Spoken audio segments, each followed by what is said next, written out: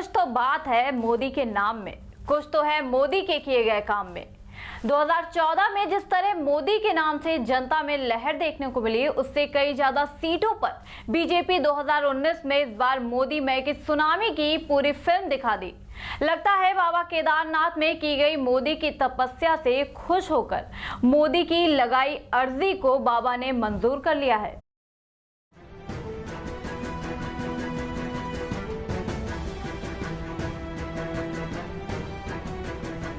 ,542 सीटों के आंकड़ों पर लोकसभा चुनाव में भाजपा ने 352 सीटों के आंकड़ों पर अपनी जीत इतिहास के पन्नों में दर्ज करा दी है। और वहीं उत्तर प्रदेश में 80 सीटों में से भाजपा ने 62 सीटों पर अपनी दावेदारी फिक्स कर दी है।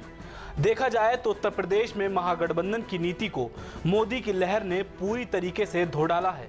और शिवपाल के आंकड़ों को देखा जाए तो उत्तर प्रदेश में उन्हें पसंद नहीं किया और जनता ने उनकी जमानत भी जब्त कर दी। पश्चिम बंगाल में मोदी की सुनामी ही थी कि ममता दीदी के गढ़ में भी भाजपा 18 सीटों के जादुई आंकड़ों को पार कर गई। इसलिए तो ममता के समर्थकों ने बीजेपी को रोकने के लिए हिंसा का सहारा तक लिया। लेकिन जहां जनता ने मोदी को चुना हो, वहां ऐसे हिंसा का भी असर जनता पर नहीं पड़ता है। राहुल गांधी की बात करें तो अमेठी, जो कांग्रेस का गढ़ माना जाता था, वहां से 39 साल के बाद कांग्रेस ने हार का स्वाद चखा और स्मृति ईरानी की बल्ले बल्ले हो गई। कहा जाए तो 2014 में लहर थी, लेकिन 2019 में सुनामी देखने को मिली, जो राहुल के पीएम बनने की उम्मीदों को बहा ले गई।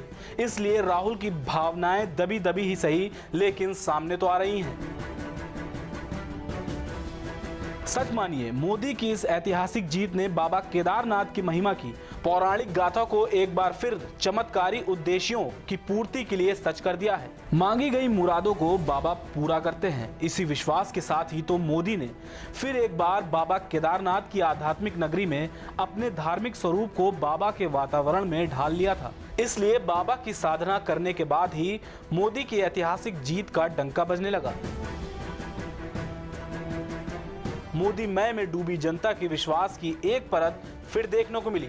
इसलिए तो 2014 में जनता का विश्वास 2019 में फिर देखने को मिला, जहां पर विपक्ष महागठबंधन करके मोदी को हराने का ख्वाब देख रहा था, वहीं मोदी की इस लहर ने विपक्ष के सपनों पर पानी फेर दिया। Bureau report, prime TV.